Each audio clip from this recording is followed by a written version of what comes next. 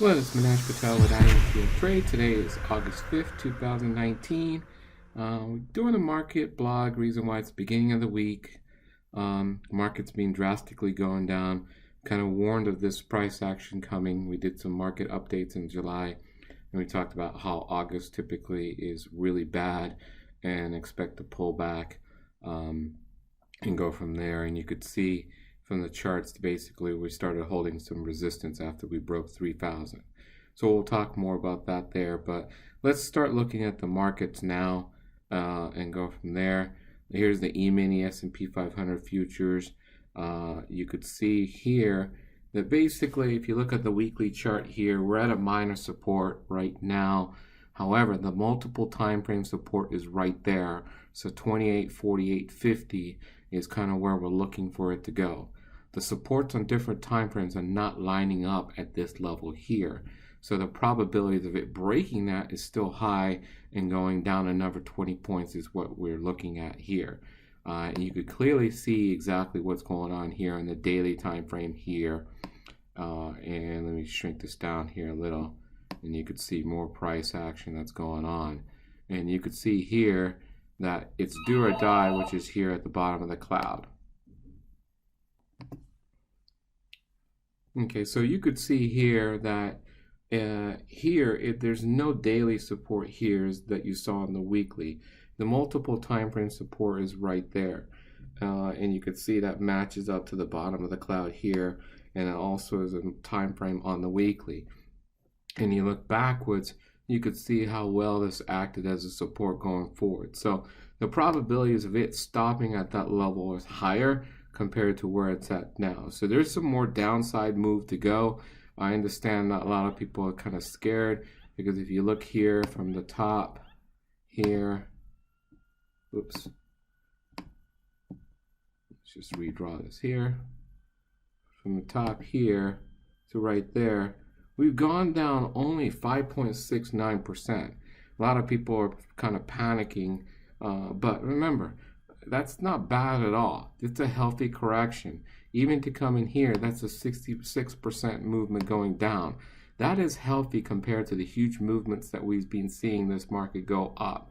And if you look here, when we bottom hit from 27, from this support here, which was at 27.38, we've gone up here drastically in a very short amount of time.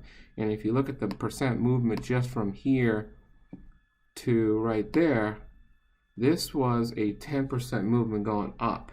Okay, so it's very interesting to see how people are panicking. You shouldn't panic at all. These are healthy movements here. As long as we sit there and maintain this support right here, we're fine. Now let's go look at the VIX product, which is another one that we've been looking at. Okay, and remember, the VIX is inversely related to the S&P. So the VIX is going up, that means the markets are going down. So here is the support we're looking at right there. Okay, we kind of were looking for it to get down there. However, it kind of stopped and hovered around here. Then it broke the resistance here, and the VIX now is in the upper of this zone here. The middle of the zone is 1960. So now that we're saying it's above this resistance here, and remember, we haven't closed this week here, so we have to wait for a close here. However, we're in the bearish zone here. And if you look at the next resistance it's going to run into is this level right here. So if the markets go down to that support that we outlined on the E-mini, the VIX. So here's where basically the resistances should get to. So if the E-mini goes down to that support level we talked about, the VIX should come up to this resistance level here right around the same time. So that's going to be two different products getting to support resistance levels, which we're looking at, which increase the probability of price stopping and reversing at that point.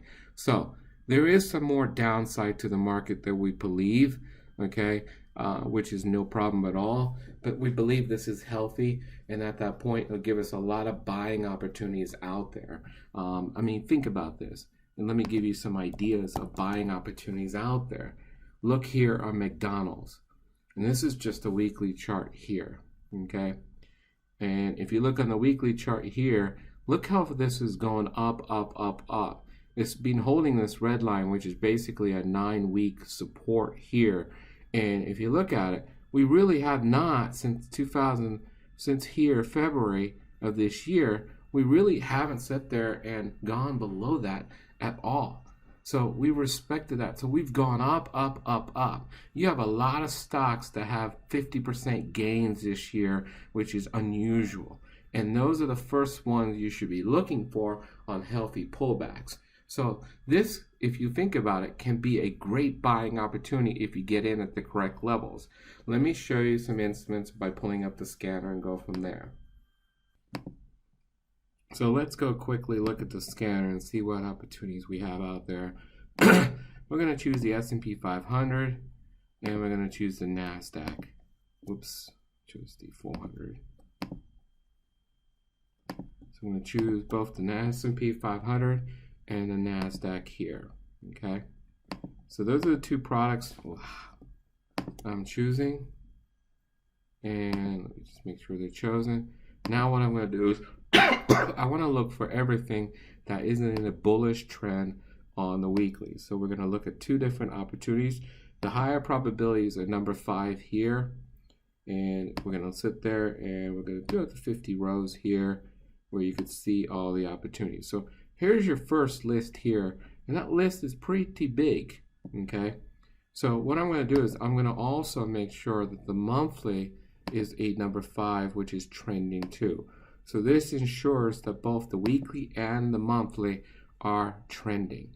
And if you look at it, the best opportunities are here. So these are the top instruments right now that are trending on both the weekly and monthly. Okay, so that's kind of what you're looking for in that scenario there. There's some there. Let me give you another scenario here. And more list of stocks. This is another list of stocks here which are trending, second highest probability of trending on the weekly and monthly, and you can see that combination there. So that gives you a different list there.